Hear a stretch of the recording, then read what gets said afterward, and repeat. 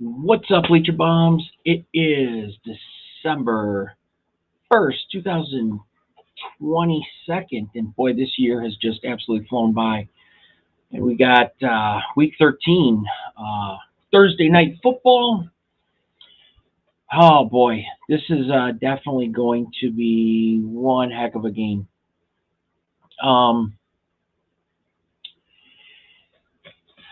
Bleacher Bum Sportz has I'll tell you, this was a tough game to go through and basically dig up all the information we could, even going years back, because they don't consider it a rivalry, but Buffalo Buffalo's pretty close to New England, and I know that the two teams are not thrilled with each other, and each one wants to be the king of the East, so to say, and I think Buffalo is still the team to beat.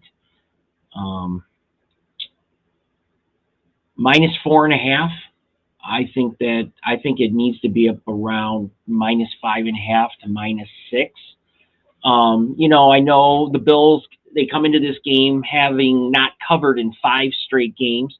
They did get a bit unlucky in not covering against Cleveland when the Browns scored on a meaningless final drive, and then against Minnesota when the Vikings posted this incredible fourth quarter comeback that none of us saw coming. If you were watching that game, that the ending was just insane. It's probably going to go down as one of the craziest endings this year. But let's be honest, the Bills' lines have been a bit inflated in general, leading to this 0-5 against the spread streak. But this is the game that I believe the market has overreacted, and they've overreacted in the opposite direction, in my opinion. Now, for example, we're talking about a Bills team that closed at -2.5 in Kansas City earlier this season to only have to lay 4.5 here in Foxborough against the Patriots. I think it's just flat wrong. Of course, a few things have changed, and you can argue that the Bills are not as good as we thought they would be at the beginning of the year. But in general, this line, like I said, needs to be around the -5.5 to 6 mark. I think we are finally getting the Bills at a very attractive buy low spot at -4.5, and that's where it's been pretty much all day long. So, listen, we have zero proof that Bill Belichick can slow down Josh Allen and the Bills. Now, if you exclude that extremely fluky hurricane level win type of game from last year where the Bills were just handcuffed on offense, the Bills have beaten New England 3 times by 30, 12, and 29 points since late 2020.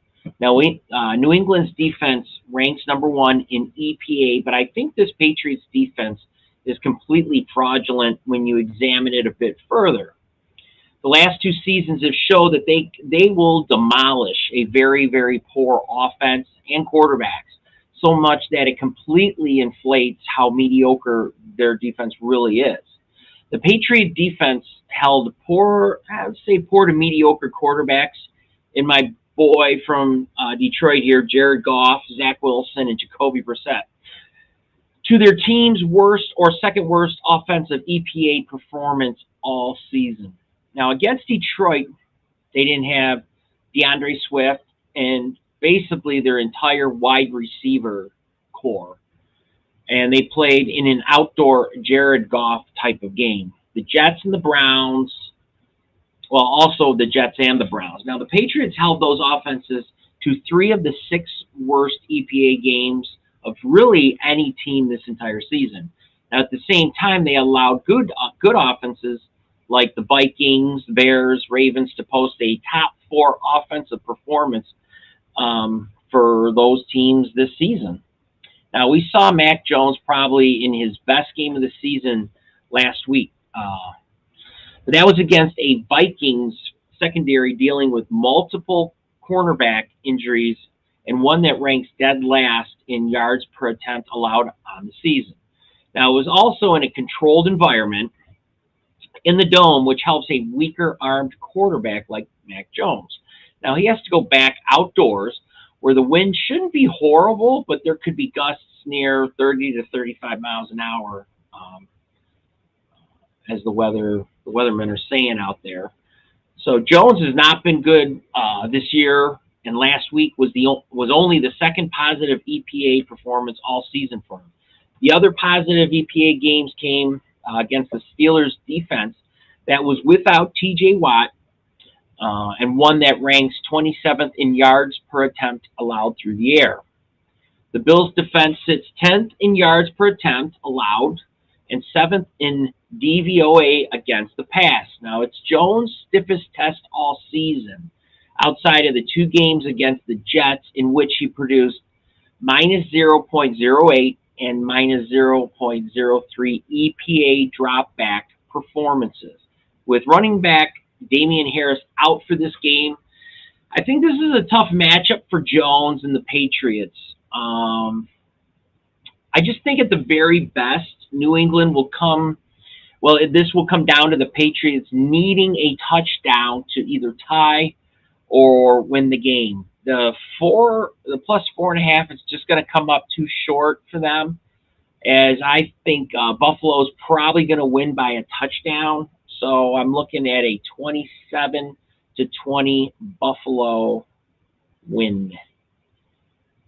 I don't think, I don't see this line moving much, so I think we're pretty safe to say it's going to be a Buffalo minus 4.5 at game time. You can go to my Facebook page, Bleacher Bum Sportz, and check out my player props that I do have listed for tonight's NFL game. Also, check out my videos for the NBA and the NHL for tonight. But as it stands, the total for this game looks like it's 43. Right now, it's 43.5. So 27-20 puts it at an over. So I think it's going to slightly go over tonight. But I do like the minus 4.5 for New England, or for Buffalo. I like that as the best bet if you were to pick out anything for the game, even including the props. Take Buffalo minus 4.5. All right. Be sure to check out my videos. I will have them coming up daily.